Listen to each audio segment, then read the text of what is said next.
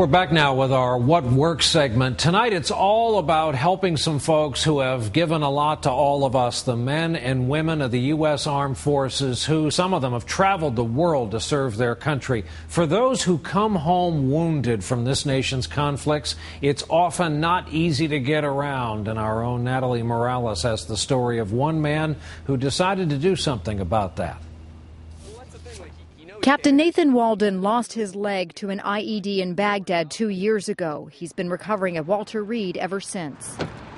His spirits are high because he's headed home to South Carolina for a short visit. Are your parents meeting you? Is that it? Husband and wife pilots Stephanie and Erwin Greenberg are volunteering their skills and their plane to get him there.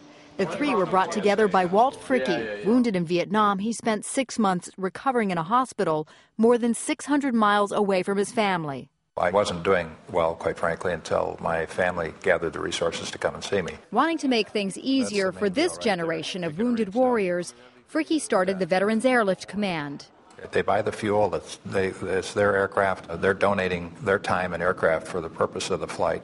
Fricke now has 1,000 volunteer pilots who have flown more than 720,000 miles. You're so excited that you get to do something finally for somebody else who's really sacrificed way more than we ever can imagine. You know, which leg? I mean, a win for Captain Walden, too, able to skip the cost and time-consuming process of traveling with a prosthetic leg.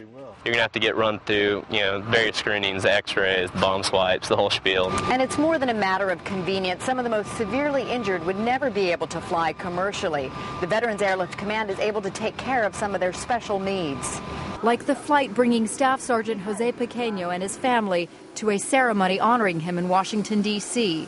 One of the most traumatically injured survivors, Pequeño lost almost half of the left side of his brain to a grenade explosion in Ramadi 3 years ago. He got the fire department to come and help get Jose in the plane. He found a way to get the wheelchair in the back of the plane. It was amazing. Pequeño's unable to speak, but his mother says she could see her son's joy as they took off. I honestly believe that at that time, my son felt a freedom that he hasn't had for about 3 years now or more.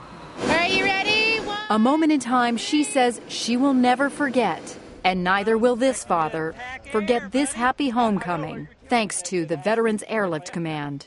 Natalie Morales, NBC News, Washington, D.C. We can never do enough for them.